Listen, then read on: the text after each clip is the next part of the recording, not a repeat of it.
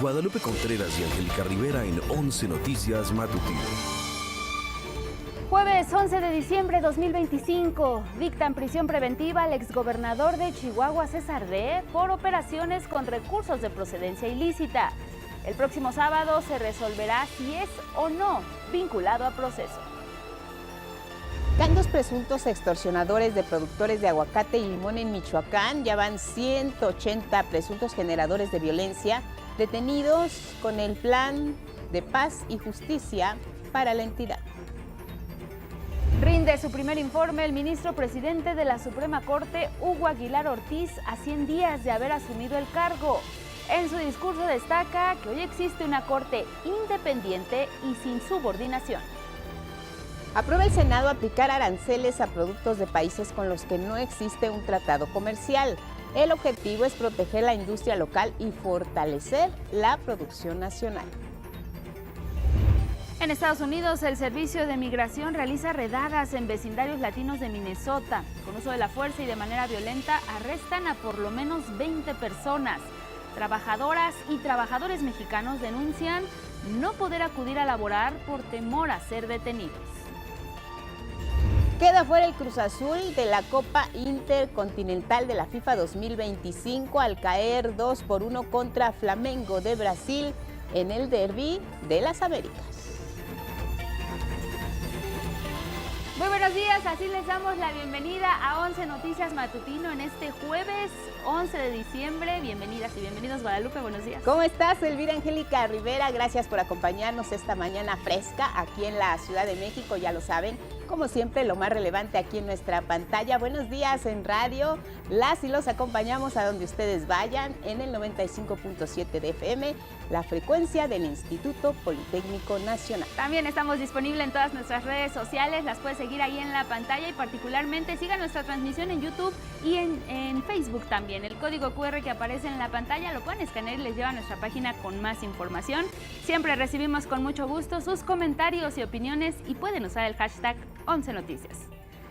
Vamos a iniciar con lo que pasó ayer ahora en el Senado. Primero fue en la Cámara Baja, ahora en el Senado de la República, y es que dio su aval ahí para la prohibición total de fabricación, distribución y venta de vapeadores y cigarrillos electrónicos en todo el país. Este dictamen ya pasa al Ejecutivo para su promulgación y publicación en el Diario Oficial de la Federación. Mi compañero Rubén Fieital nos informa. Con 76 votos a favor, 36 en contra y una abstención, el Pleno del Senado aprobó en lo general y en lo particular las reformas a la Ley General de Salud que prohíbe la adquisición, producción, fabricación, importación, exportación y suministro de cigarrillos electrónicos, vapeadores y dispositivos análogos que se utilizan para calentar, vaporizar y atomizar sustancias tóxicas. Al presentar el dictamen, los presidentes de las comisiones de salud y de estudios legislativos dieron cifras de los daños ocasionados por esta práctica y rechazaron que la medida sea prohibitiva. Los hechos son contundentes.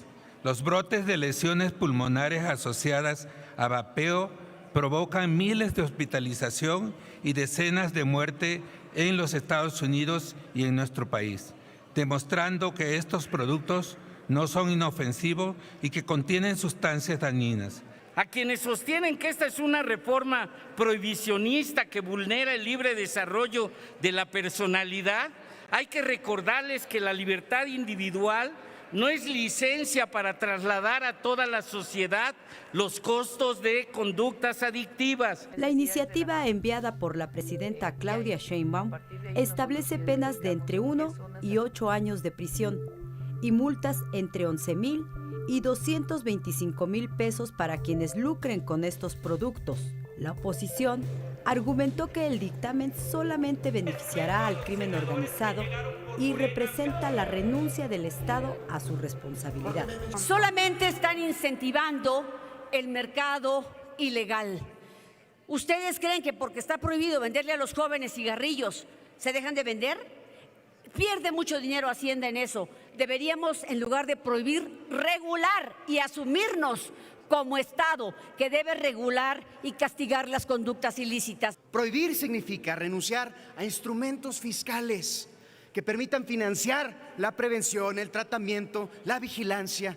Prohibir significa empujar a la gente a un mercado negro, sin etiquetado, sin control, sin responsabilidad, con muchos mayores riesgos. Esto no es salud pública, no es ni siquiera una estrategia, vaya, no es ni siquiera un intento para actuar como Estado. Con las modificaciones realizadas en la Cámara de Diputados, mismas que transitaron sin modificaciones en el Senado, quedó claro que la prohibición es para los distribuidores y no para las personas usuarias.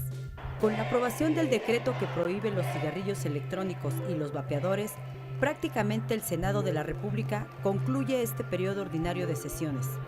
Con imágenes de Eduardo Casanova, Luis Ángel González e información de Rubén Fieital Nes, 11 Noticias. Ayer oportunamente le contamos el caso del exgobernador de Chihuahua, César D., quien recibiera de la jueza Jazmín Ambriz la medida cautelar de prisión preventiva por su probable participación en operaciones con recursos de procedencia ilícita. Por eso vale la pena hacer un recuento de la compleja red de corrupción que formó el exgobernador para favorecer con recursos del Estado a las campañas electorales del Partido Revolucionario Institucional. Salvador Martínez.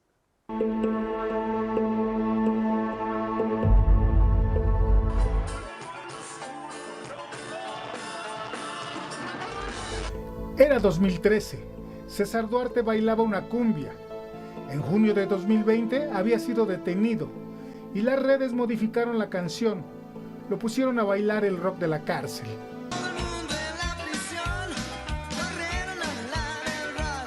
Este 9 de diciembre, más de 5 años después, una audiencia de imputación regresó a prisión preventiva al exgobernador de Chihuahua. Y se evidenció la red de corrupción que habría encabezado como mandatario de 2010 a 2016. Un modus operandi que la madrugada de este miércoles volvió a salir a la luz en el altiplano del Estado de México.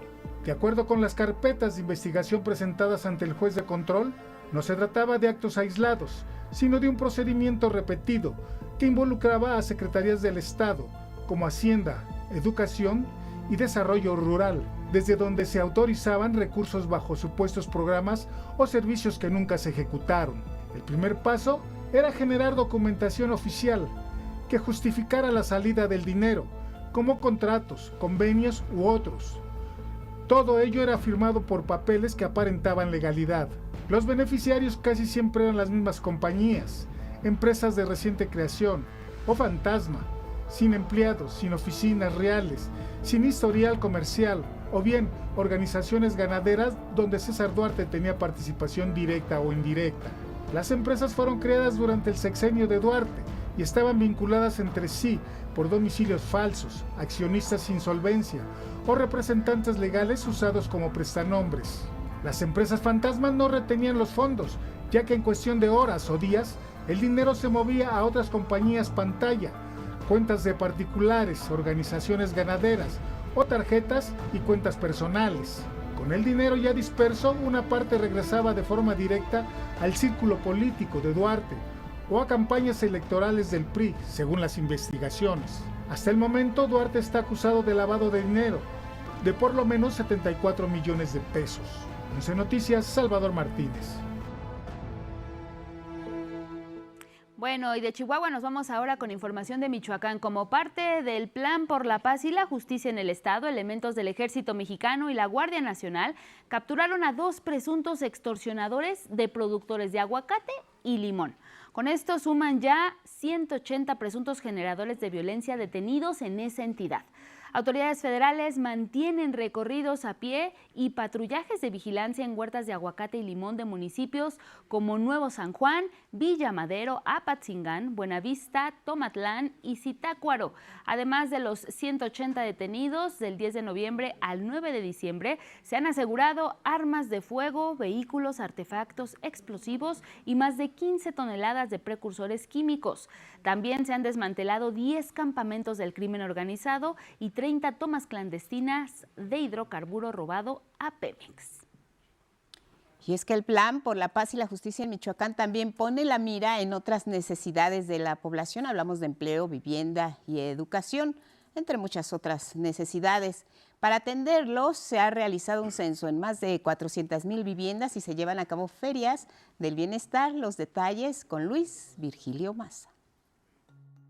Con la meta puesta en identificar necesidades de empleo, vivienda, servicios públicos, infraestructura, acceso a programas sociales, becas y salud, 3.500 servidores de la nación recorren una a una las más de 1.2 millones de viviendas en Michoacán. La cruzada es parte del Plan por la Paz y la Justicia para la entidad que acompaña con acciones sociales la estrategia de seguridad federal. A veces pensamos que por ciertas zonas del territorio de clase con ingresos superiores no van a tener una necesidad y no es así.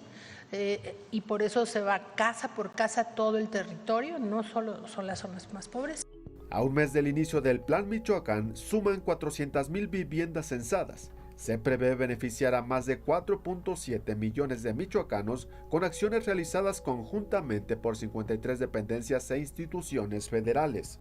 Por ejemplo, la Secretaría de Gobernación ha atendido a 74,000 personas a través de 7 ferias del bienestar que llevan servicios y asesoría a la población. Complementaremos este año 4 jornadas de Sí al Desarme, Sí a la Paz para el canje de armas de fuego por dinero en efectivo de manera anónima.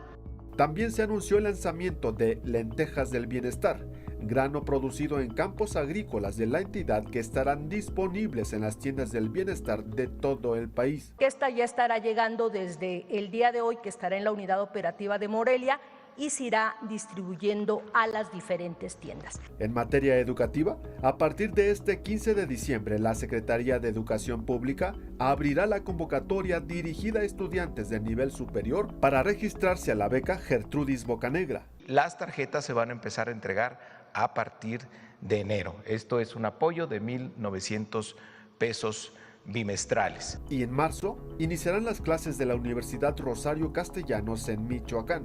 Ofrecerá 7 licenciaturas y 7 posgrados para recibir a 800 estudiantes michoacanos. Con imágenes de Luis Virgilio Maza, 11 Noticias, Armando Gama. Bueno, vamos con otros asuntos porque el ministro presidente de la Suprema Corte de Justicia de la Nación, Hugo Aguilar Ortiz, rindió su primer informe. Ahí destacó que hoy la nueva Corte es una Corte independiente que no está subordinada a los otros poderes o a intereses privados. Mi compañero Gilberto Molina nos cuenta.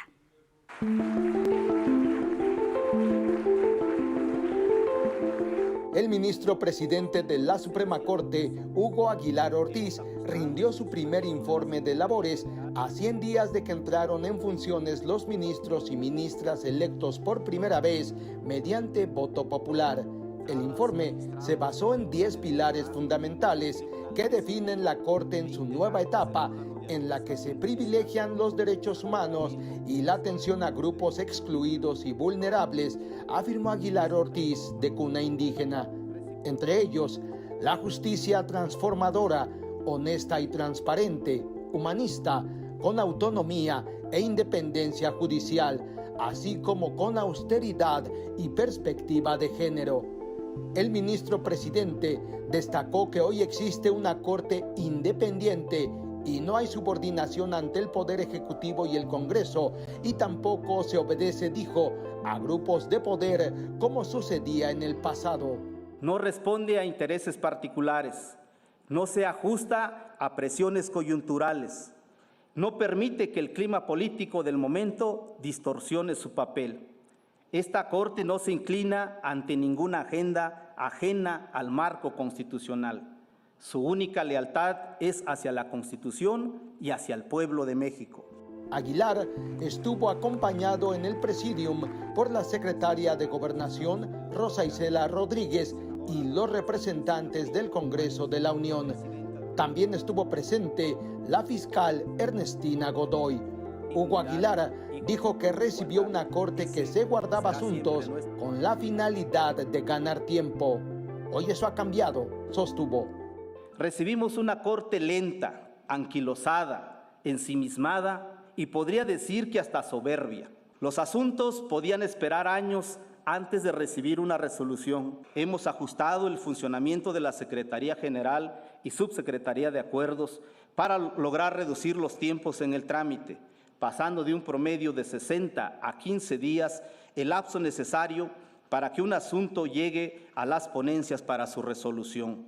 Como ejemplo del cambio y del compromiso con la rendición de cuentas y la austeridad, informó que el próximo año la Corte no ejercerá los 661 millones de pesos adicionales que solicitó la anterior integración presidida por Norma Piña, y mandó un mensaje a todos los sectores de la sociedad y a cada uno de las y los mexicanos. A cada sector de la vida nacional le extendemos un llamado a la unidad. México necesita que trabajemos juntas y juntos, que las diferencias no se conviertan en barreras, sino en oportunidades para fortalecer nuestras instituciones democráticas. La nueva Corte será responsable y ofrece certeza jurídica, se comprometió Aguilar Ortiz.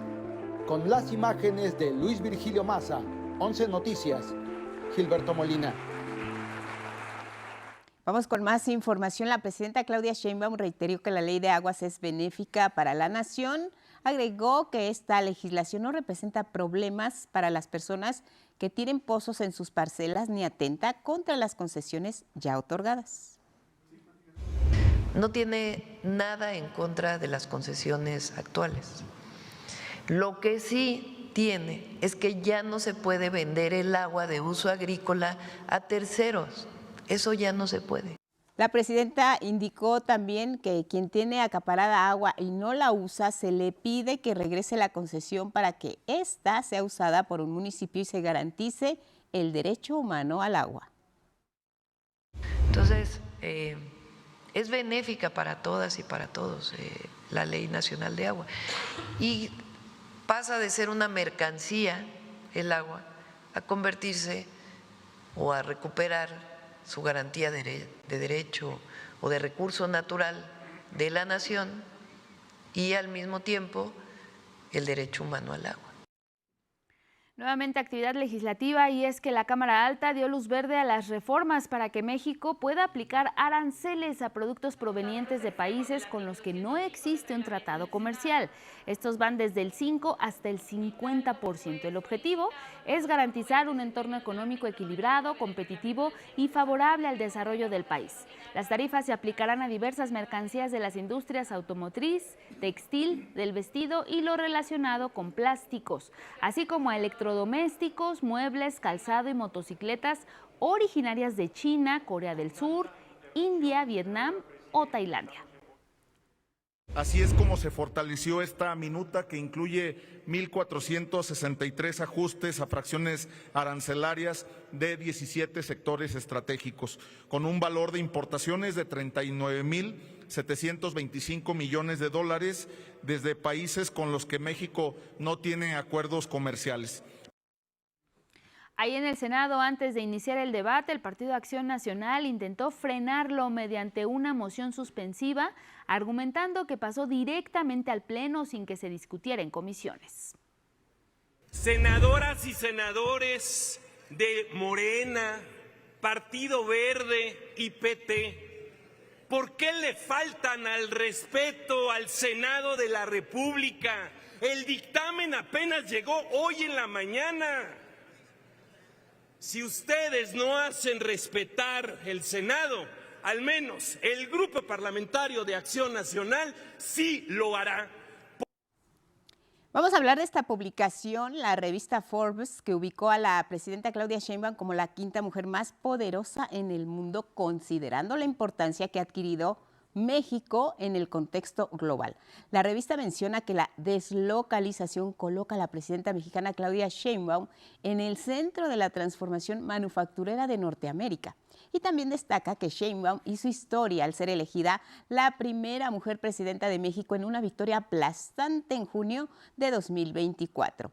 En el primer sitio de las 100 mujeres más poderosas del mundo, Forbes ubicó a Ursula von der Leyen, presidenta de la Comisión Europea, seguida por Christine Lagarde, quien preside actualmente el Banco Central Europeo.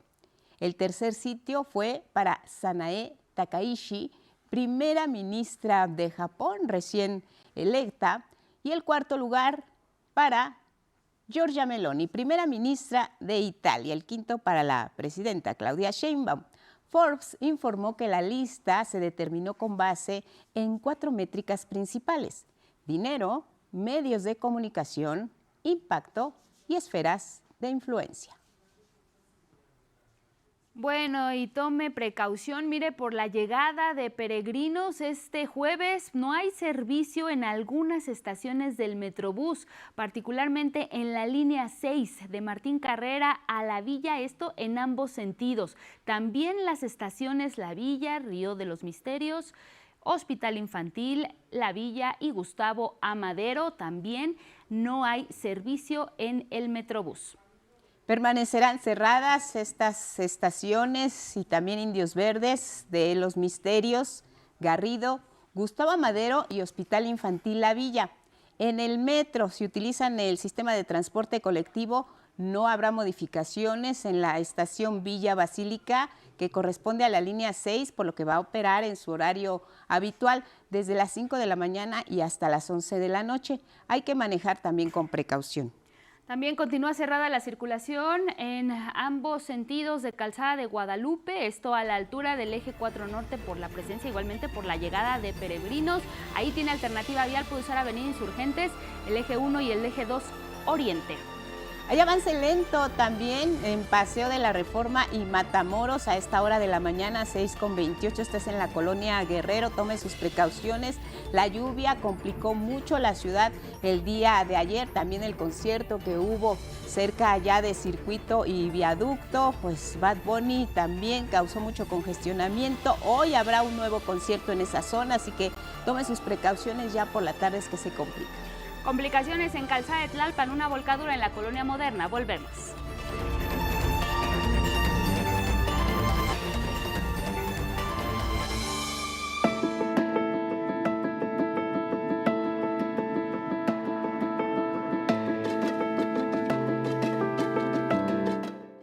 Ismael Marcelo, bienvenido, buenos días. Hola Ismael, buenos días. Hola, ¿cómo están? Guadalupe, Angélica, amigas, amigos de Canal 11, muy buenos días. En cuanto al pronóstico del tiempo, mire usted, el Frente Frío número 20 ya recorre lentamente el noreste de la República Mexicana y este jueves ocasionará algunos vientos con rachas de hasta 50 kilómetros por hora en Coahuila, Nuevo León y Tamaulipas. En cuanto a lluvias, mi de veras, amigas y amigos del sureste, es decirles que continuará lloviendo por lo menos hasta el fin de semana, especialmente en Quintana Roo, Oaxaca, Tabasco, Chiapas y en el sur de Veracruz. Así que nuevamente exhortamos a los automovilistas y personas que transitan a pie por esas regiones para que eviten a toda costa cruzar calles inundadas o vialidades con corrientes de agua.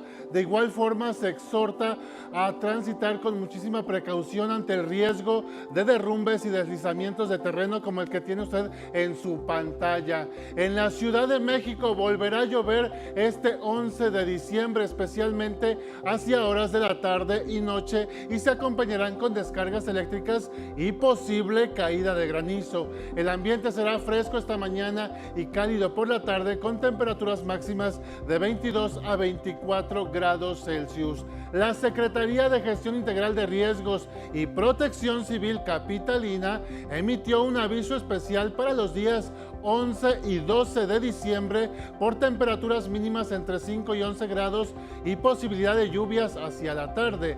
Recomienda a los peregrinos abrigarse con varias capas de ropa, cubrir boca y nariz para no respirar aire frío, aumenten el consumo de frutas y verduras ricas en vitaminas A y C, eviten el uso de pirotecnia, identifica los módulos de salud y acude a ellos si presentas algún malestar, y finalmente respeta todas las indicaciones que den las autoridades. Mantente cerca de tus compañeros y porta identificación con datos de contacto.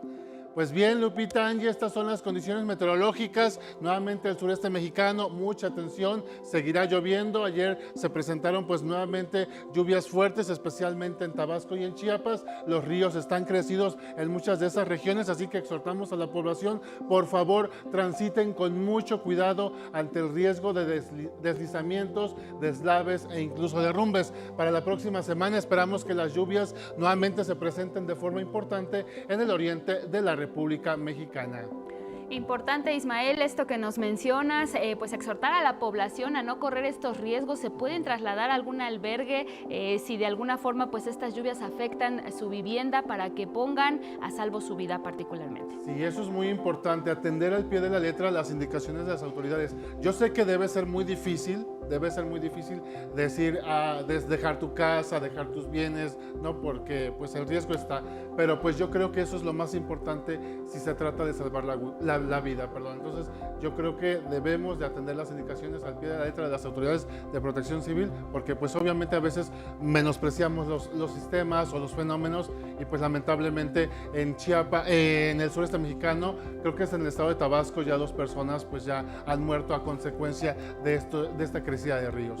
Uy, pues muy lamentable lo que está ocurriendo. Ismael, me surge la duda si en lo que viene con estos frentes fríos y los cambios de clima se puede presentar lo que le llamamos inversión térmica aquí en la Ciudad de México, que también es muy frecuente y que, bueno, obliga en algunos momentos a tomar unas medidas adicionales. Sí, las inversiones térmicas, ¿a qué se deben? Mira, por lo regular, conforme va uno subiendo en altura, la temperatura debe de ir disminuyendo. Pero si la temperatura aumenta con la altura, entonces a eso se le llama inversión térmica. ¿Qué produce la inversión térmica? Muchas veces que los contaminantes se queden, pues obviamente, en las capas bajas de la atmósfera, ¿no? Entonces esa inversión térmica, por lo regular, es la que pues produce la activación de las contingencias ambientales, precisamente por ozono o por todo tipo de contaminantes. Muy bien, pues estamos atentos a todos los cambios de clima, que bueno, tenemos todos en un día lluvia, calor, frío, etcétera, etcétera, y así son las condiciones imperantes. Gracias, Ismael. ¿Te vemos mañana? Así es, aquí nos vemos mañana, ¿va? Gracias a ti. Y seguimos con esta información que tiene que ver con los 16 días de activismo que ya se cumplieron. La Secretaría de las Mujeres del Gobierno Federal concluyó este anuncio. La violencia de género no se debe permitir en ninguna forma. Recordemos que desde el 25 de noviembre ha habido una ardua jornada de alianzas, convenios con distintas instituciones, dependencias, y también el sector privado ha hecho conciencia para erradicar la violencia hacia las mujeres. Destaca, por ejemplo, la firma de un compromiso nacional por la vida, la felicidad y el respeto a las mujeres que realizaron gobernadoras y gobernadores de las 32 entidades para erradicar las violencias.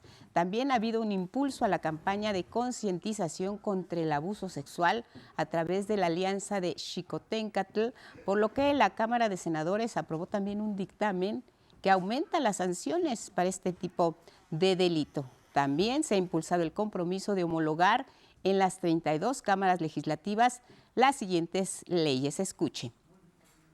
Tipificación de la violencia ácida y química. La reforma para evitar que la patria potestad quede en las familias de los feminicidas, conocida como Ley Monzón. La reforma contra la violencia digital, que es la Ley Olimpia, y el Registro Nacional de Deudores Alimentarios o Ley Sabina. También está presente la Ley de Violencia Vicaria, la prohibición de la divulgación de documentos, material audiovisual relacionado con feminicidios o Ley Ingrid, y prohibición de la violencia obstétrica. Algunos de los convenios con el sector privado se hicieron con Uber y Didi, estas plataformas, a fin de facilitar el traslado de mujeres que acuden a los llamados centros libre. La secretaria de las Mujeres, Itlali Hernández, recordó que erradicar cualquier forma de violencia hacia las mujeres es una tarea colectiva y permanente. Y es en este contexto que se realizó un foro para promover espacios seguros y libres de violencia contra las mujeres. Mi compañero Arnold Gutiérrez tiene la historia. Más de 11 millones de mujeres en el país han experimentado algún tipo de violencia en sus centros de trabajo, de acuerdo con el INEGI. En el marco de la campaña global de los 16 días de activismo contra la violencia hacia las mujeres, contaron sus historias de superación y demandas por un trabajo digno y libre de prejuicios. Las compañeras operadoras de trolebuses y tren ligero nos cuentan sus experiencias desde ser acosadas sexualmente, desde ser acosadas físicamente. Que buscamos cumplir un sueño. A mí me movió la convicción de saber que nuestro lugar no lo define un estereotipo. Lo define nuestra preparación, nuestro carácter y nuestra capacidad de poder demostrarnos que sí podemos lograrlo. El foro tuvo como objetivo promover entornos laborales seguros, igualitarios y libres de violencia. Es un mensaje a la sociedad y también a las personas que generan violencia en el mundo del trabajo. Esto ya no se va a permitir. Las mujeres trabajadoras coincidieron en afrontar desafíos y perspectivas en el ámbito laboral, destacando su lucha por la equidad salarial, contra la violencia y la discriminación. El dignificar a la mujer policía. Cuando yo ingresé a la policía en el 2010 y supe que existía un agrupamiento femenil, yo dije, yo quiero estar ahí, quiero dirigirlo, y se cumplió. 11 Noticias, Arnold Gutiérrez. Vamos a cambiar de tema y es que mire, la Profeco ya puso manos a la obra para vigilar que no haya abusos contra las y los peregrinos que visitan la Basílica de Guadalupe en estos días. Junto con la Policía Capitalina y el C5 implementaron un dispositivo especial de apoyo y atención a las y los feligreses. Mi compañera Gabriela Jiménez nos informa. Hay mucha vigilancia y la verdad eso nos apoya mucho. Sí, es lo que queremos, seguridad. Todo bien, me parece perfecto y pues creo que cada año se supera más la seguridad aquí en la Basílica. Como parte del operativo Basílica, 5.800 policías de la Secretaría de Seguridad Ciudadana Capitalina, 200 cámaras de vigilancia del C5 y un C2 móvil resguardarán y auxiliarán a más de 13 millones de peregrinas y peregrinos en su travesía a la Basílica de Guadalupe.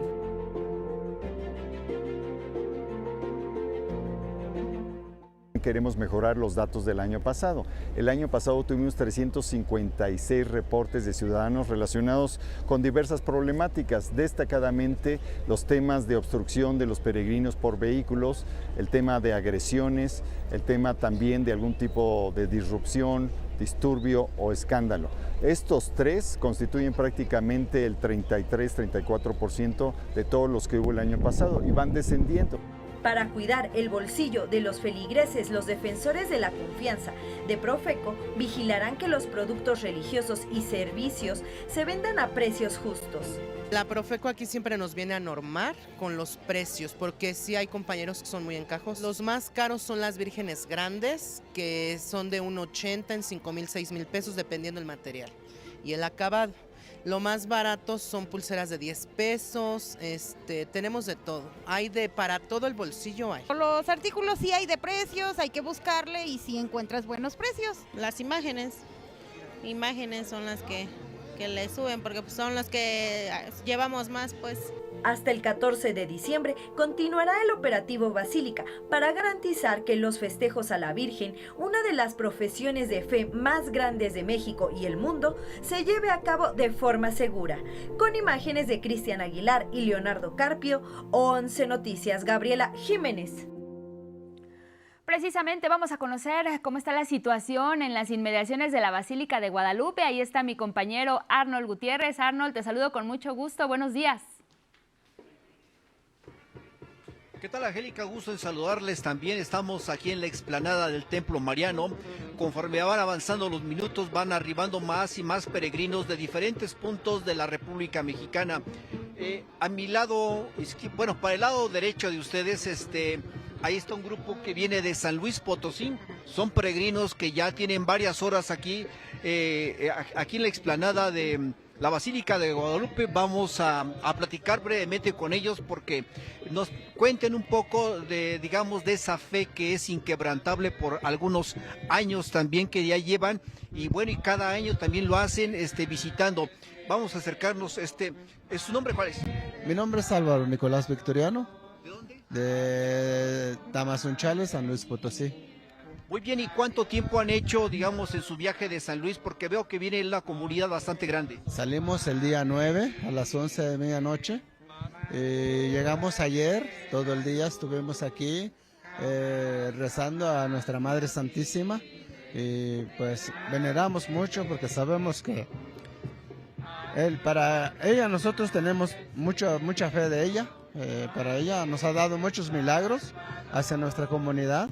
Y por eso estos jóvenes aquí están presentes, lo están estamos cantando alabanzas para irnos y a regresar hoy de la mañana. Sí. Pues muchas gracias. Vamos a platicar también a otra de las señoritas que vienen. También cuéntanos un poco tu emoción de estar aquí a un lado de la Basílica de Guadalupe en un día tan especial. Bueno, para mí es la primera vez que estoy aquí y verdaderamente me siento muy alegre, muy emocionada al ver aquí a Mamita María, en donde ella quiso que la visitemos en aquel tiempo que le dijo a San Juan Diego que pongan una capilla para que la visitaran, y me siento muy alegre al estar aquí por primera vez, sí, al visitarla. ¿Hay algo en especial que le pidas a la Virgen? ¿Una manda o algo? Pues, más que nada, vine a agradecerle por su intercesión. Más que nada vine a agradecerle por su intercesión. Porque, bueno, desde un poco más joven siempre le pedía a ella porque sentía que ella es mujer y me sentía, al hablarle, para hacerle así, o orar, me sentía mejor hablarle a ella, y a partir de ella fue que inicié todo mi servicio en la iglesia. Sí. Pues fíjate que con todo esto, Angélica y amigos que nos escuchan y nos ven, pues la explanada está recibiendo en estos momentos el amanecer bastante fresco aquí en la Basílica de Guadalupe.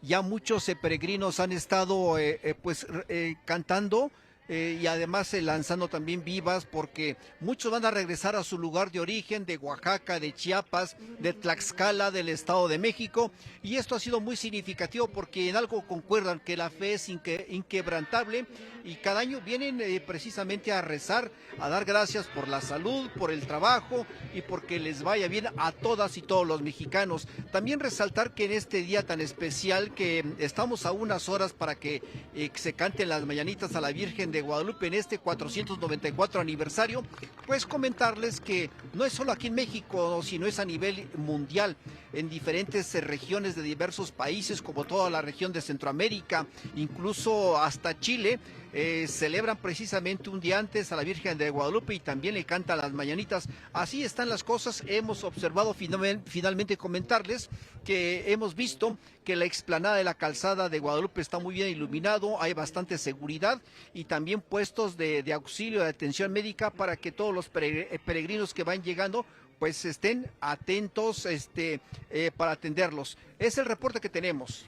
Arnold, pues este día es el que se presenta mayor afluencia de personas ante la llegada pues ahí a la Basílica de Guadalupe, y si bien pues ya nos estás informando de estos puestos de control o servicio de auxilio a las personas que llegan como parte de las autoridades, pues también resaltar, Arnold, que nos cuentes un poco cómo están las avenidas, las calles aledañas. Ya informábamos hace un momento que en algunas estaciones del Metrobús, de las líneas tanto 6 como 7, que son las que circundan pues a la Basílica de Guadalupe, algunas estaciones no tienen servicio. Las calles por cuáles sí se puede transitar, si tuvieras el dato, Arnold.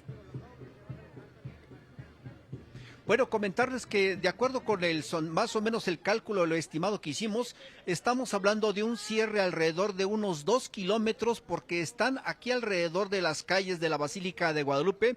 Hay muchos peregrinos que descansan, están durmiendo, han llegado en camiones, otros en bicicleta, y son decenas de calles que están cerradas. Entonces no hay posibilidad de poder acercarse con el transporte, tiene que ser mucho más retirado desde que inicia la calzada de Guadalupe, digamos, para que pueda fluir las visitas, los peregrinos que van llegando, los que van descendiendo de autobuses. Entonces tiene que ser desde Paseo de la Reforma, el tramo acercándose un poco, y para llegar aquí a la Basílica de Guadalupe. Así que el cierre son más o menos 2 kilómetros a la redonda, porque hay muchas personas o familias que están pernoctando, y a esta hora pues seguramente vendrán aquí a las misas, aquí al Templo Mariano.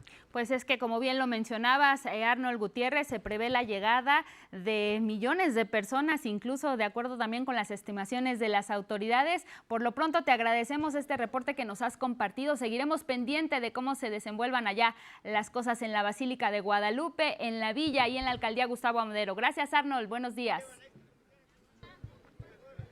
Con gusto, hasta el rato, gracias. Gracias a ti, nos vamos con más.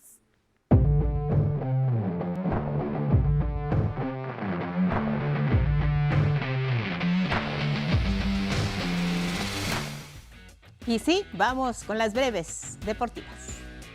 Cruz Azul fue eliminado de la Copa Intercontinental de la FIFA 2025 tras caer en el Derbi de las Américas 2-1 ante Flamengo de Brasil. El uruguayo Arrascaeta firmó un doblete, mientras que el gol del azul llegó por medio de Jorge Sánchez justo antes del descanso. El técnico Nicolás Larcamón reconoció los errores de la máquina y resaltó el gran desempeño del Flamengo.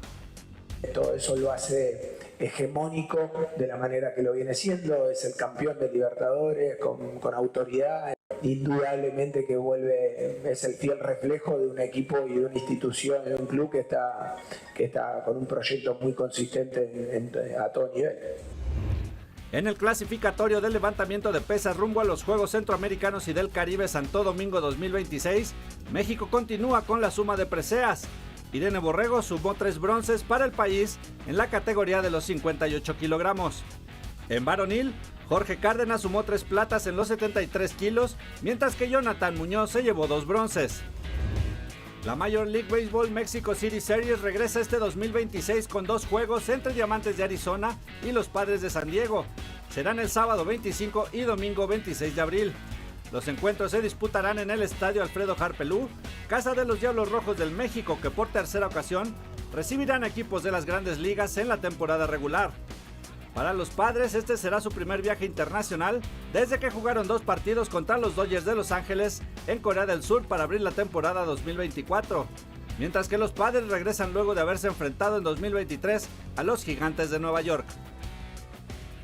Vamos con temas de salud. Se inauguró la unidad de cirugía de inteligencia robótica en el Centro Médico Adolfo López Mateos, esto es en el Estado de México. Va a ofrecer cirugías 100% gratuitas a la población. Nos cuenta más Araceli Aranday.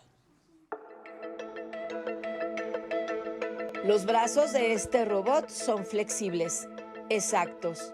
Realizan esta intervención quirúrgica con incisiones pequeñas y precisas, por lo que la cirugía es menos invasiva para el cuerpo humano. Se trata del robot Versius, instalado en la unidad de cirugía robótica del Centro Médico Adolfo López Mateos, en Toluca, Estado de México. El sistema de última generación beneficiará a 2 millones de mexiquenses que se atienden gratuitamente en la unidad de cirugía robótica de este centro, creado con una inversión de 53 millones de pesos.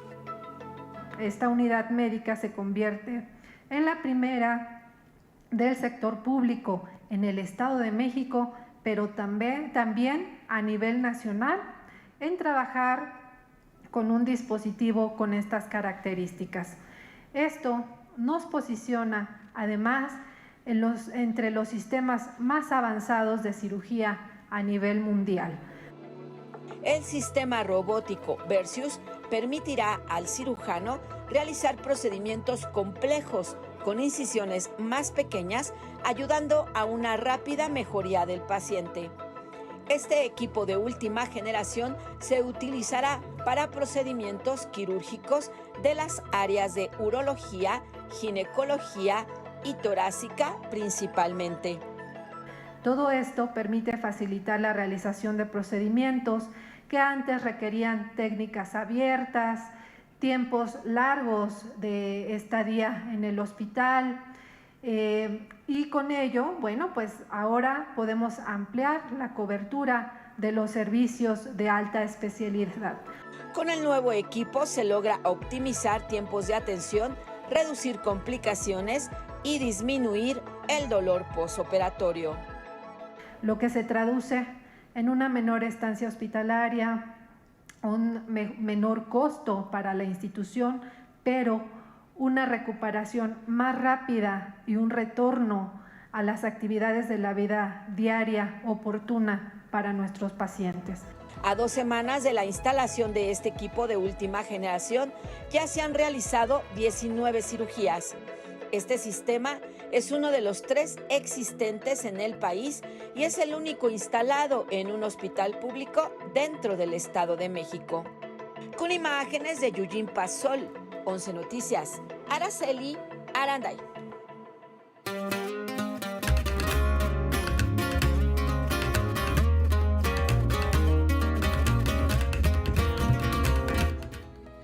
Miguel Miguel de la Cruz, siempre con buenas noticias y más en el mundo de la cultura. El teatro, Miguel, siempre nos espera. Exactamente, muy buenos días. Pues que les cuento, explorar la relación entre la danza contemporánea y el contexto en el que ocurre es la misión de CAP IN, Encuentro de Artes Escénicas, que desde hace 13 años busca fortalecer este vínculo. El punto importante es entender el contexto social y el contexto creativo de lo que tienen las artes escénicas por hacer en este país y a través de la creatividad y la imaginación. CAP IN ha pasado por estados como San Luis Potosí y Jalisco, pero desde hace 3 años se ha estado llevando a cabo en Yucatán, donde se ofrecen distintas actividades académicas a las que pueden registrarse estudiantes de último año de licenciatura en danza y egresados. Ofrecemos talleres que les llamamos prácticas corporales, justamente por eso, porque no nos interesa solamente que sea la danza, sino como el parkour, otros yoga, como otras prácticas corporales que también nos ayudan a entender el valor del cuerpo. CAP IN continuará en sedes de Mérida hasta el 13 de diciembre. Todos los detalles de horarios y sedes se pueden consultar en sus redes sociales. Vámonos al libro del día, es Acapulco después de Otis, antología de cuento y crónica de varias y varios autores, editado por Nitro Press. Se presentó ayer y hay posibilidad de conseguirlo comunicándose a las redes de Claudia Marcuchetti. Este libro en voz de una de sus autoras. Inició en el Colegio de San Ildefonso, en un laboratorio de cómo vamos a ayudar a Acapulco, cómo vamos a resignificar Acapulco después del desastre del Otis y después del John. Pues lo que se nos ocurrió en la mesa de literatura donde participó Julián Herbert y Citlali Guerrero es vamos a hacer un libro testimonial de lo que sucedió, que convocó un concurso para que también los jóvenes acapulqueños pudieran decir la suya, qué pasó, porque además tiene una cuestión visual. Rogelio Cuellar estuvo unos días después el desastre y fotografió. Y ahora tenemos un resultado que se divide en 4 partes: antes del Otis, durante el Otis, después del Otis y Acapulco de la nostalgia, cuyo cierre es nada menos que de Juan Villoro. El dinero que se recaude se va a la biblioteca número 22 del Zócalo de Acapulco. Bueno, y luego con el 11 sumamos 30 páginas leídas de ese montón de espejos rotos de Gonzalo Celorio, editado por Tusquets. El X de hoy es de Judith Alanís y dice de su padre: la imagen de su persona que anidó en mi memoria es la de un hombre sentado de espaldas a la vida. Gracias por esta aportación. Seguimos leyendo y se cumplen 215 años del nacimiento del poeta francés Alfred Musset. En su honor, el poema del día, Impromptu, en respuesta a la pregunta ¿qué es poesía?, que en alguna parte dice: amar lo puro y lo bello y buscar su armonía, escuchar en el alma el eco del talento, cantar, reír, llorar, solo al azar, sin guía. Quien lo solicite lo comparto completo por X, @MiguelD, solo la de L.A. Cruz. Hasta aquí, Cultura. Acapulco después de Otis, Miguel. Sí. Una antología, pero que mezcla incluso ahí cuento y crónica, Cuento dice y la crónica. autora. Y además, fíjate, se convocó a escritores locales para que dieran su visión de su lugar de origen devastado. Y bueno, lo mejor de todo es que quien compre este libro abona fondos para recuperar una biblioteca allá mismo en Acapulco. Sí, lo comentaba la misma autora, los fondos se van a destinar precisamente al ayuntamiento y que recordarle también pues a todos los que nos escuchan y siguen fielmente tu sección, Miguel, que pues Acapulco le ha costado trabajo levantarse, pero la parte cultural pues también es importante porque regularmente suele ser sesgada en los apoyos inmediatos de emergencia. Sí, pues sí, hay necesidades muchas y entre ellas está la cultura, pero hay que ponerle lectura y fondos. Por lo menos. Gracias, Miguel, te vemos mañana. Hacemos un corte y volvemos.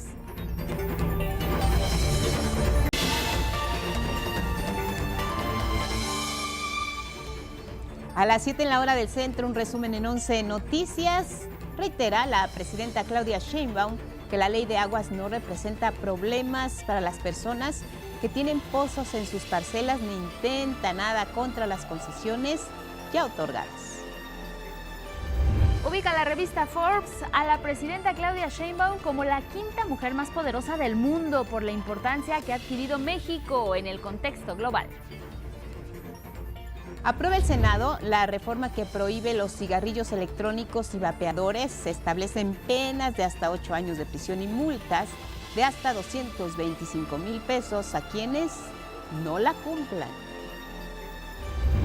Concluyeron los 16 días de activismo contra la violencia de género. La Secretaría de las Mujeres destaca los convenios con fiscalías, gobiernos estatales y el sector privado en favor de las mujeres, así como las reformas aprobadas para sancionar los diferentes tipos de violencias contra las mujeres. Prohíbe un juez federal de Estados Unidos al gobierno de Donald Trump desplegar más soldados de Guardia Nacional en Los Ángeles, California. Acusan al presidente de la FIFA, Gianni Infantino, por falta de neutralidad política al otorgar a Donald Trump el premio de la FIFA por la paz.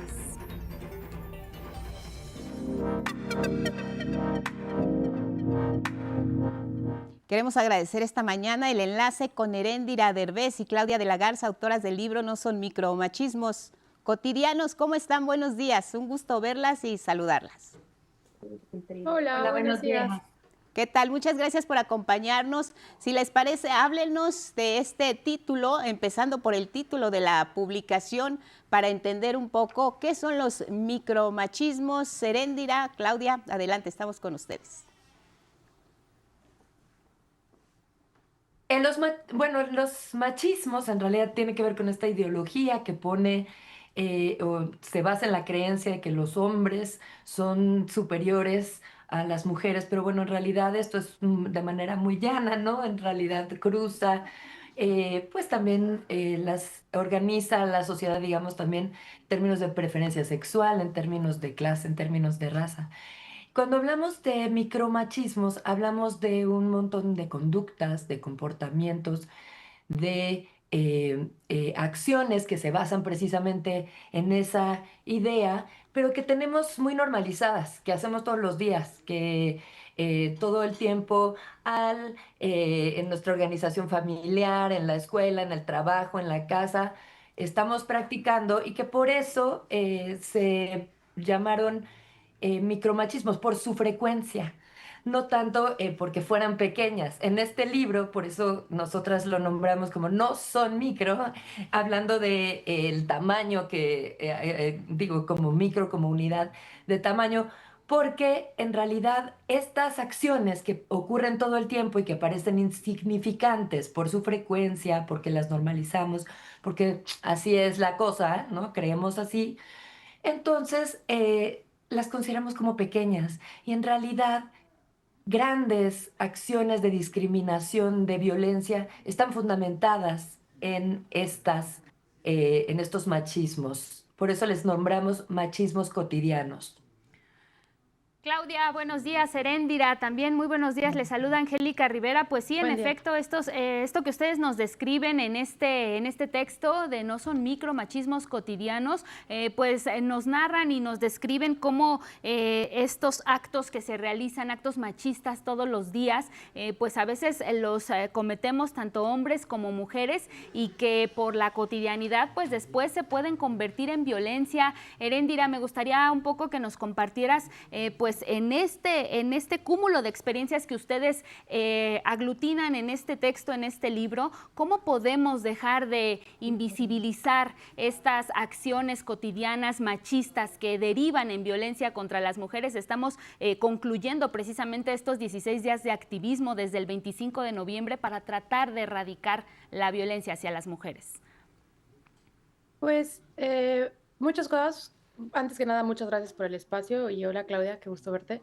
Creo que lo más importante que podemos hacer es nombrar y cuando nombramos dejamos de normalizar, que creo que al final de cuentas el problema de las violencias que llamamos invisibles es que las normalizamos y por eso vivimos con ellas como si no pasara nada, pero al final de cuentas las acumulamos y terminan explotando en acciones mucho más graves, como por ejemplo, cuando hablamos de violencia contra las mujeres o violencia contra personas LGBTQ, que creo que también es muy importante siempre recordar eso cuando hablamos sobre machismos. Sí. Este tipo de violencias no nacen de la nada, o sea, hay un contexto, hay un clima, hay un ambiente que permite que sucedan. Entonces, cuando dejamos de normalizarlas, cuando empezamos a nombrarlas, es bien difícil porque también es un proceso doloroso que involucra cierto duelo. Es como, ay, yo me he acostumbrado toda la vida a, por ejemplo, a callarme y ser interrumpida en las reuniones de trabajo, por ejemplo, y decir, no, espérate, quiero hablar, tengo que decir algo. Eso también es un pequeño acto de valentía que conlleva cierto duelo social, por decirlo de alguna forma, pero que es muy importante. Y yo creo que junto con ello, creo que una cosa que es bien importante es entender que todas las personas ejercemos violencias, todas las personas ejercemos machismos, las mujeres también hacia nosotras mismas o hacia otras personas, hacia otras mujeres, y no es de la nada, es que fuimos educadas en esa cultura y aprendemos a reproducir esa cultura y por eso mismo hay que dejar de normalizarla, sin vivirlo como con culpa de, bueno, yo, castigarnos, no sé, o sea, como yo he sido machista, qué horror. No, es como sí y por eso mismo lo reflexiono. Y pasa lo mismo con otros tipos de abusos y de violencias, como el racismo, la transfobia y otros tipos de maneras de discriminar. Claro, ahora en esta publicación de cerca de 200 páginas podemos encontrar una serie de definiciones, de actitudes, de formas de relacionarnos entre hombres y mujeres, mujeres y mujeres en nuestras expresiones cotidianas, como ustedes bien lo señalan en la publicación, que se han venido normalizando. ¿Por qué consideraron la necesidad de realizar este libro? ¿Cuál ha sido la reacción al mismo? Porque pues toca temas muy sensibles. Ustedes expresan que a veces estos micromachismos son difíciles de detectar porque bien lo decías, Erendira, los asimilamos como hábitos y costumbres. Hay otra parte del libro que dice, todo comienza antes de nacer, azul y rosa, desde que nacemos, cómo nos van ubicando dentro de la familia. Algunos ejemplos que nos puedan compartir y también cómo hacen sentir a las mujeres en algunas ocasiones feas, culpables, inseguras, con miedos, es otro de los temas, la discriminación económica, con qué reacciones se han encontrado frente a todos estos conceptos de la vida cotidiana que a veces pues los normalizamos tanto que pasan desapercibidos. ¿Cuál es la reacción frente a la publicación? No son micro machismos cotidianos. Claudia. Pues en realidad hemos tenido una gran respuesta. Nosotras creo que no esperábamos una reacción tan linda porque pues es un libro como muy bien comentas que pone un montón de experiencias. Ahí tenemos muchas páginas de experiencias, de situaciones, de ejemplos, de conductas de la vida cotidiana que, como dices, van desde la infancia, desde antes de nacer. Ya tenemos muchas expectativas de género, de lo que deberíamos ser, lo que nuestra familia quiere que seamos, lo que la sociedad espera que seamos. Y toda la vida estamos cumpliendo o buscando cumplir expectativas que difícilmente alcanzamos, pero que, bueno, son parte de estas violencias que nos van a estar construyendo, ¿no? Y entonces ponemos ejemplos precisamente como desde cuando estamos en la infancia, los niños no deben llorar, no deben expresar sus emociones de manera con ternura o con llanto, con tristeza, sino más bien con agresividad, con enojo, ¿no? Esa es la manera en que los vamos educando para que vayan canalizando sus emociones, mientras que a las niñas les pedimos la sociedad nos pide que no hablemos, que seamos discretas, que seamos lindas, que seamos bonitas, ¿no? También toda esta expectativa sobre el cuerpo.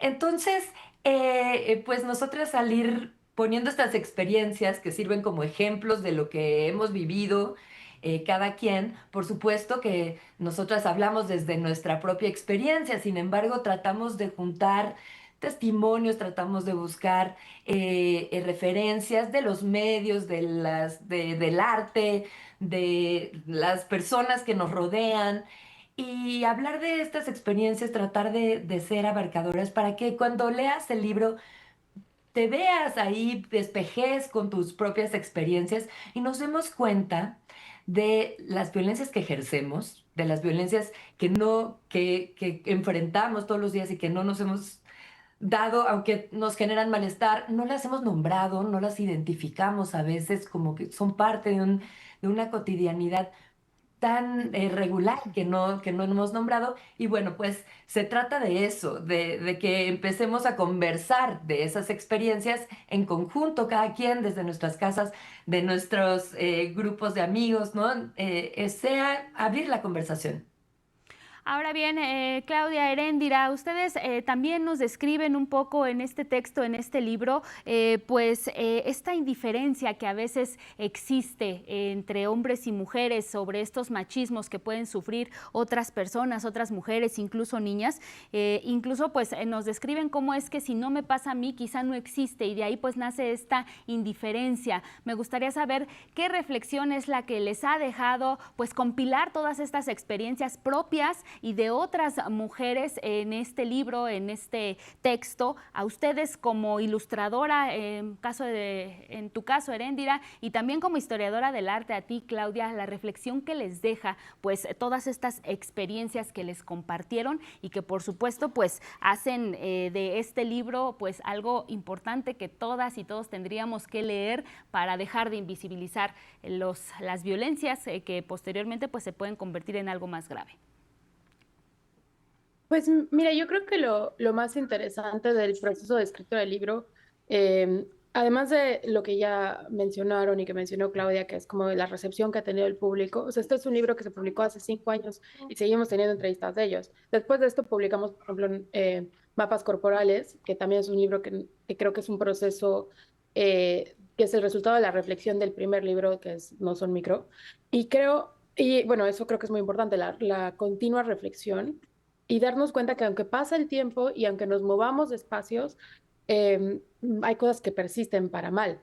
En este caso, por ejemplo, yo creo que lamentablemente estamos viendo una avanzada de movimientos de ultraderecha y antiderechos en contra de las personas LGBTQ, las personas racializadas, las personas migrantes, las mujeres particularmente, en contra de sus derechos, de nuestros derechos, particularmente de nuestros derechos reproductivos.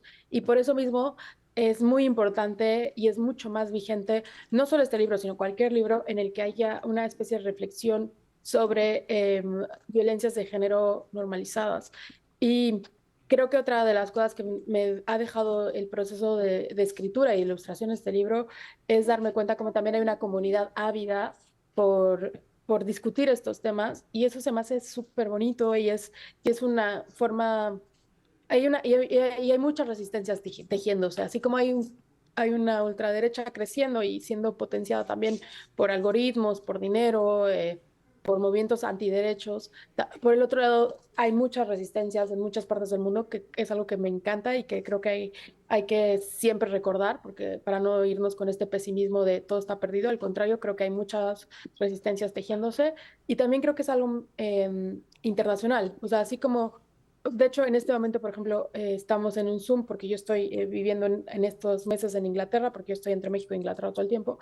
Y una de las cosas que veo en común entre estos dos países, en los cuales son culturas totalmente distintas, e idiomas y gastronomías y formas de vida totalmente distintas, pero comparten mucho, por ejemplo, también rasgos misóginos muy parecidos, que usualmente creemos que es algo como muy latinoamericano, no, y realmente las llamadas países del norte global, no me gusta ese término, pero creo que se entiende, también son sumamente misóginos o transfóbicos o racistas, etcétera. Entonces, este libro, por ejemplo, me ha hecho mucho reflexionar cómo cosas que Claudia y yo detectábamos en México pasan igualitos acá o muy parecidas, pero también resistencias se están tejiendo acá. Y eso se me hace bien valioso, y en ese sentido creo que algo que me gusta de nuestro libro es que, parece que estoy hablando bien de nuestro libro, como si estuviera haciendo rueda de prensa, pero algo que me gusta es que creo que se inserta un diálogo global de mujeres y de personas disidentes, digámoslo así, personas LGBTQ que están tomando la palabra, tomando más espacios. Y cuando digo espacios no me refiero como solamente al espacio metafórico, sino literalmente nuestro tomo, nuestro libro está dentro de una librería, dentro de un librero, y eso creo que es importante, ese espacio físico. Cada día entras a una librería y ves en la zona de novedades más textos escritos por mujeres, que me parecen maravillosos y creo que son muy importantes. Y tomar esos espacios en todas partes del mundo es bien importante, y creo que es una de las cosas más lindas y que más le agradezco a este libro. Y también por ejemplo, al haberlo escrito con Claudia, también este diálogo con otras personas, con otras autoras, es algo súper bonito y no solamente se nota en el resultado del libro, sino también en la forma de relacionarlos y de platicar. A veces hablo mucho de eso, porque Claudia era mi maestra. Cuando yo busqué a Claudia para escribir este libro, era mi maestra de la maestría, y fue como, Claudia, ¿quieres escribir un libro conmigo? Fue muy raro, pero, y cuando lo cuento aquí, estoy en una universidad inglesa y lo cuento como, sí, lo escribí con mi maestra, dicen como, ¿cómo te aproximaste a tu maestra así? Yo, Claro, pues es que creo que distintas generaciones. Y la praxis feminista, o sea, no solamente es el discurso de sí, creo en la horizontalidad y la sororidad, sino realmente sentarnos a escribir juntas, maestra y alumna, con esa horizontalidad. Yo le agradezco muchísimo al libro, a Claudia y también a nuestra editora Fernanda Álvarez que hizo esto posible. Pues nosotras a ustedes por compartir la publicación No son micromachismos cotidianos, lo pueden encontrar en plataformas, lo pueden encontrar en librerías y nos quedaríamos con esta parte de la conclusión con la que ustedes cierran la publicación, además de un glosario muy interesante que vale la pena revisar antes o durante la lectura, que es, no estamos solas las mujeres frente a estas presencias de violencias y lo importante es aprender a detectarlas y alzar la voz. Y como dices, es un fenómeno universal. A 5 años de que se publicó, siguen persistiendo muchas de las prácticas que ustedes están consignando en el texto. Gracias, Claudia de la Garza, gracias, Heréndira Derbez. Estamos en comunicación permanente y que, bueno, sea un buen cierre de año para ambas. Gracias y buenos días. Mil gracias e igualmente. Mil gracias por el espacio. Siempre es un placer hablar con ustedes. Gracias, hasta pronto. Seguimos. Hasta pronto. Vámonos con otros temas. Mire, la representación de la Pasión de Cristo aquí en Iztapalapa fue reconocida por la UNESCO como Patrimonio Cultural Inmaterial de la Humanidad. Mi compañero Miguel de la Cruz nos cuenta a detalle. En Nueva Delhi, capital de la India, este miércoles alrededor de las 15:30 horas, surgió un anuncio que de inmediato generó especial alegría a más de 14,000 kilómetros de distancia en la Ciudad de México. Aprueben el proyecto de decisión en su totalidad y si no hay objeciones, el proyecto de decisión 20,7B32 queda aprobado.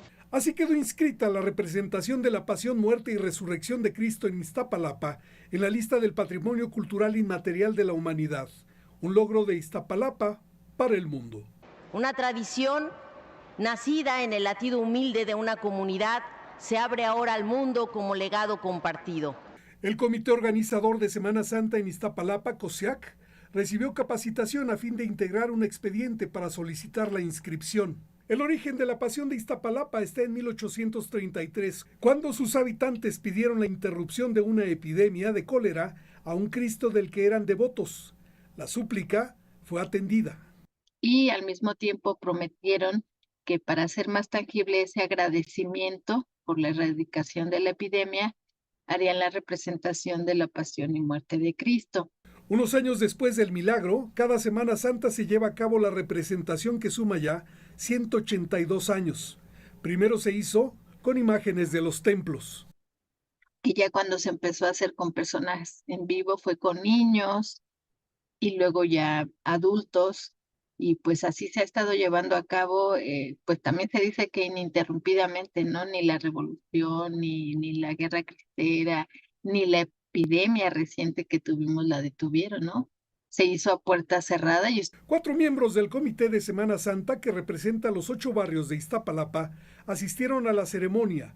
Cada uno ha participado en la Pasión y organización varios años. Pues ya tenemos casi 20 años. Empezamos a buscar el primer reconocimiento, que fue el de la alcaldía, en su momento de la delegación, y de ahí la Ciudad de México, de México, que fue el año pasado, y ahora ya la UNESCO, ¿no? Inicié como apóstol en el 2000 y en el 2001 participé de Cristo y luego salí como 6 años o 7 años como Lucifer. Don Juan de la Cruz Galicia, junto con otro habitante de Iztapalapa, son los más veteranos. Han participado 55 años en la Pasión de Cristo. Ahora asume que el compromiso es mayor. Mantener y engrandecer más todavía la Semana Santa. Eso es la responsabilidad que tenemos, porque no es el hecho de decir, ya estamos inscritos, ya ahí se quedó. No, hay que seguir trabajando más ahora. Con la Pasión de Cristo en Iztapalapa, México suma 13 patrimonios inmateriales de la humanidad. 11 Noticias, Miguel de la Cruz. En otros temas, tras ser incluida en la lista de las 67 personas más elegantes de 2025 por el diario The New York Times, la presidenta Claudia Sheinbaum reconoció a todas las artesanas, tejedoras, bordadoras, incluyendo a las mujeres que trabajan en el telar de cintura en nuestro país. La presidenta Claudia Sheinbaum reconoció a las artesanas de pueblos originarios de México por los bordados que han confeccionado para adornar su indumentaria. Pero hay que agradecer a las artesanas indígenas mexicanas por lo que dan a México, por su creatividad, por la belleza con la que bordan, porque en cada bordado no solamente hay mucho trabajo, hay tradición, hay historia, hay legado. Detrás de cada bordado hay una esencia única y original. Así lo concibe la artesana nahua Verónica Arce, una de las 4 personas que colaboró en la realización del vestido que lució la presidenta Sheinbaum en la ceremonia del Grito de Independencia. En su bordado plasmó unas golondrinas. Para mí bordar pues es un poquito de sueños ahí plasmados, de ilusiones, de a lo mejor hasta plasmar cosas que nos motivan para la familia, para el bienestar de uno, porque eso es lo que yo siento. Verónica Arce es originaria del municipio nahuablante de San Pablo del Monte, Tlaxcala. El oficio lo heredó de su padre. Su aliada, una máquina de coser Singer de pedal que su abuela compró hace casi 100 años. A veces los materiales no son lo que cuestan, sino el momento de hacerla y para convertirla en una obra de arte. Las prendas que borda Verónica no responden a la fast fashion, es decir, a producción textil en masa para seguir tendencias que desaparecen en un abrir y cerrar los ojos. Son prendas para toda la vida y deja volar a su imaginación. Eso es lo que yo siento cuando así siento, mejor me encierro a trabajar y cambia el estado de ánimo. ¿Por qué? Porque es una parte de la esencia que tengo yo para bordar. Textiles y bordados no tenían reconocimiento. La moda, como herramienta de las élites, los despreciaban o plagiaban. La lista de marcas que han plagiado es amplia. Carolina Herrera, Dior, Zara, Isabel Marant, Shein, Ralph Lauren, Louis Vuitton y recientemente Adidas. Pero gracias a diversas iniciativas se ha buscado frenar esta situación. Antes no, era muy mal pagado y ahorita el secretario de Cultura y le está dando este mensaje a la gente de que no regatee, de que le dé el valor antes de regatear, que le pregunte al artesano qué tiempo le tomó, cómo fue que se inspiró. El agradecimiento de la presidenta a las artesanas fue porque el New York Times la incluyó en la lista de las 65 personas más elegantes por integrar en su vestuario bordados artesanales de diversas regiones de México. Imágenes de Miguel Escobar y Bruno Ruiz, 11 Noticias, María Fernanda Ruiz.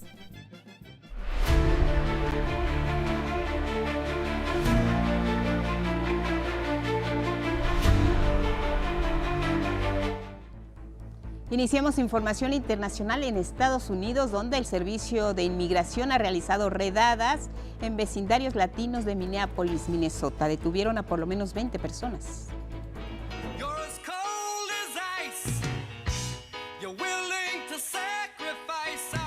También y de manera violenta, los agentes han detenido a personas que parecían ser refugiadas procedentes de Somalia.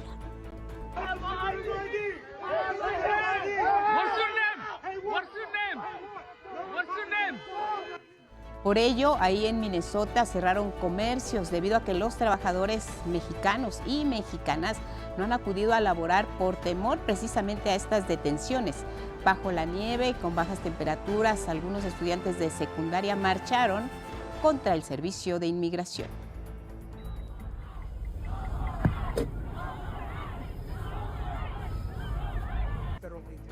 Seguimos en Estados Unidos porque un juez federal prohibió al gobierno de Donald Trump desplegar más soldados de la Guardia Nacional en Los Ángeles, en California. Ordenó que los 100 soldados desplegados en el estado queden bajo el mando del gobernador demócrata Gavin Newsom. El juez resolvió que el presidente Donald Trump rebasó ya sus atribuciones cuando en junio pasado ordenó a la Guardia Nacional que ocupara Los Ángeles.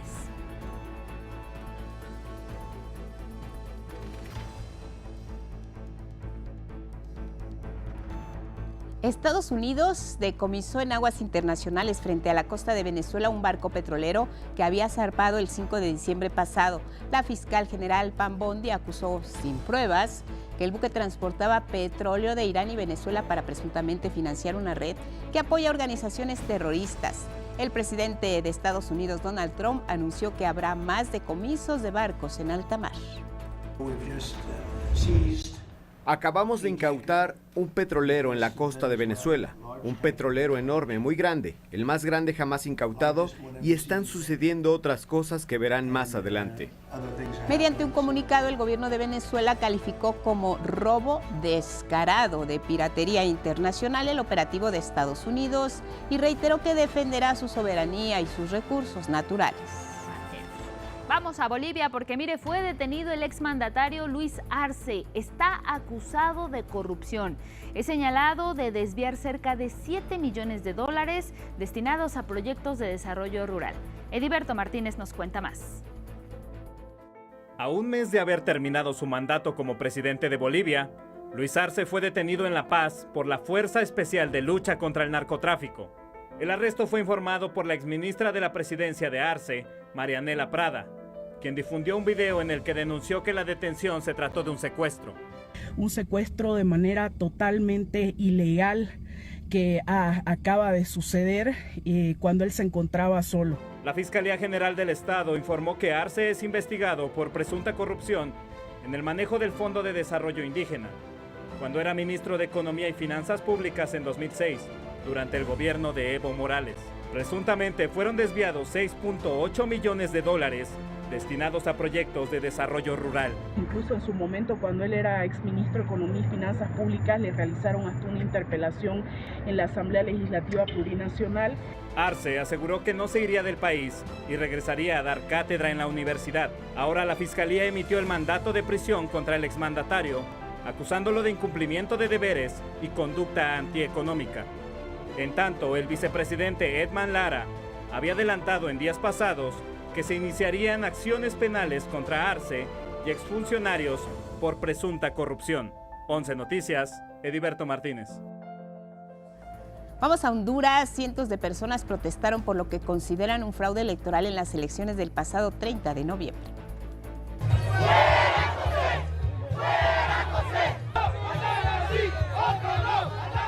Los manifestantes también exigieron al Consejo Electoral respetar el triunfo del izquierdista Partido Libre en la alcaldía de Tegucigalpa. Nos volvieron a hacer lo mismo, volvieron a hacerlo desde 2017. Por eso los cachurecos no se creen, porque ellos son unos pícaros, son maleantes y quieren estar en el poder a la fuerza. Hasta ahora, el candidato derechista del Partido Nacional, Nasri Asfura, mantiene la ventaja según los resultados oficiales. Por su parte, el Congreso manifestó su rechazo al Consejo Electoral por irregularidades en el proceso y por permitir injerencia externa que compromete la legitimidad de este proceso. Contaminaron las actas y con ello el TREP, produciendo fraude en las elecciones al permitir que los partidos políticos puedan manipular e inflar las actas y votos.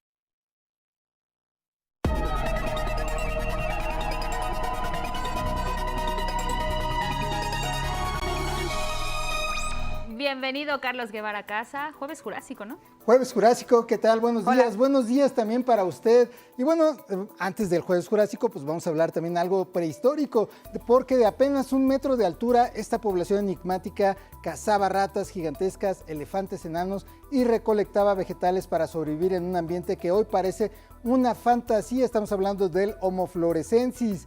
Hasta hace unos 50,000 años que de pronto desaparecieron, dejando solo huesos y herramientas de piedra, así como una serie interminable de dudas para paleontólogos y arqueólogos. Pero ahora un amplio equipo de investigadores de la Universidad Nacional de Australia y de otras universidades propone una respuesta a la interrogante de este apocalipsis de los apodados Hobbit, pues por su tamaño. Un nuevo registro climático que se obtuvo de una estalagmita en una cueva permite suponer o da cuenta de una sequía extremadamente prolongada e intensa de hace unos entre 76,000 años y 61,000 años de antigüedad. Los datos indican que las lluvias anuales disminuyeron drásticamente y los veranos se volvieron áridos, con solo 450 milímetros de lluvia, más o menos la mitad de lo que hay hoy en día en esa zona. Los datos coinciden con la antigüedad calculada de restos de los últimos elefantes enanos y de los propios hobbits. La investigación se acaba de publicar esta semana en la revista Communications, Earth and Environment, una especie que no se conocía hasta el 2003. Científicos británicos, hablando de otro tema, científicos británicos han revelado que los dinosaurios saurópodos de cuello largo, como el imponente Diplodocus, podrían haber lucido colores tan vibrantes como lo de las aves modernas, desafiando la imagen tradicional que tenemos de estos animales como gigantes grises y monótonos. Un estudio detallado de la piel fósil de hace 145 millones de años, extraída de una cantera en Montana, pudo identificar 4 escamas que nos permiten conocer colores, posiblemente colores. Y esto fue todo en la información de ciencia y tecnología para hoy. Que pase usted un buen día. Gracias, Carlos. Te vemos pronto. Nos vamos hasta Palacio Nacional a la conferencia matutina. Regresamos al estudio, tenemos un resumen de noticias. Aprueba el Senado de la República la prohibición para la fabricación, distribución y venta de cigarrillos electrónicos y vapeadores. Dictan prisión preventiva contra el exgobernador de Chihuahua, César D., por presunto lavado de dinero. Además, evidenció la red de corrupción que habría encabezado como mandatario de 2010 a 2016. La Profeco y la Policía Capitalina vigilan con operativo especial a peregrinas y peregrinos que visitan la Basílica de Guadalupe. Son más de 5,800 elementos con 200 cámaras del C5 quienes resguardan la seguridad. Inician operaciones con el robot Versius en la unidad de cirugía robótica del Hospital Adolfo López Mateos en Toluca, Estado de México. Llega el turismo a récord histórico en octubre de este año. La secretaria de Turismo, Josefina Rodríguez, destaca que nuestro país está de moda en el mundo. En la llegada de turistas tenemos 17,000 turistas más, 0.1% más, y en derrama económica, bueno, es brutal la diferencia, 9.3% más de 2.440 mil millones de dólares, 50.3% más versus mismos periodo que el 2019. El primer ministro de Bulgaria dimitió esta mañana luego de 3 intensas semanas de manifestaciones. La población demanda un efectivo combate a la corrupción, además de una reestructuración económica. Así llegamos al final de este espacio. Gracias a quienes nos siguieron a través de Radio IPN y las redes sociales. Que tengan un excelente jueves, Guadalupe. Nos vamos. Hasta mañana. Buenos días.